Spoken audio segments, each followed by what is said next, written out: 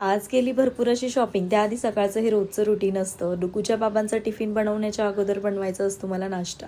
आणि सकाळी उठल्याबरोबर प्रश्न पडतो की सकाळी नाश्त्याला काय बनवायचं.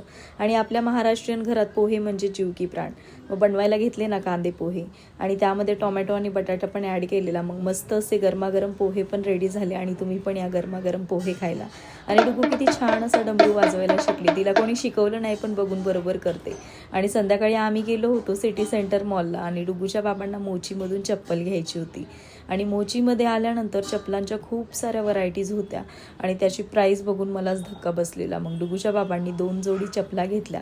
मला पण घे बोलत होते पण मी बोलली नाही, मी या एक चपलाच्या प्राईजमध्ये अशा 4 चपला घेऊ शकते. पण त्यांचं म्हणणं होतं किंमत जास्त असली तरी त्या चपला टिकायला खूप मजबूत असतात. स्वस्त घ्या आणि सारख्याच बदला, त्यापेक्षा एकदाच घेणार पण चांगलीच घेणार. मग 2 जोड्या घेतल्या. नंतर आम्ही गेलो शालीमारमध्ये आणि गुढीपाडवा पण जवळच आलेला आहे. त्यानिमित्ताने मला ड्रेस पण बघायचे होते आणि ड्रेसच्या व्हरायटीज पण खूप होत्या. ड्रेस बघायला गेल्यानंतर मी इतकी कन्फ्यूज झालेली की कोणता घेऊ. मग डुगूच्या बाबांना जो ड्रेस आवडला तो लगेच सिलेक्ट केला. मग चपला पण घ्यायच्या होत्या. मग इथे आल्यानंतर इतके ऑप्शन्स होते ना की कोणतं घेऊ काहीच समजत नव्हतं. माझं सारखं हे दाखवा ते दाखवा चालू होतं. मग चपला घेतल्या. त्यानंतर डुगूसाठी पण एक छोटी चप्पल बघायची होती पण खूप डायमंडने भरलेल्या होत्या.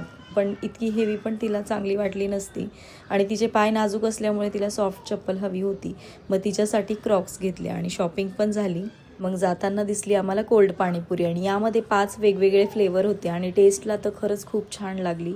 आणि त्यातला रिटर्न मी एक फ्लेवर घेतला होता हजमा हजम.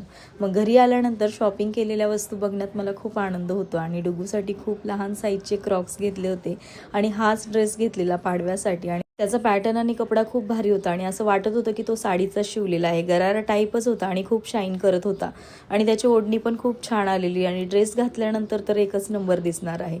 आणि या अशा चपला घेतल्या होत्या, एक बाहेर जाण्यासाठी, एक घरात घालण्यासाठी आणि रेग्युलरसाठी.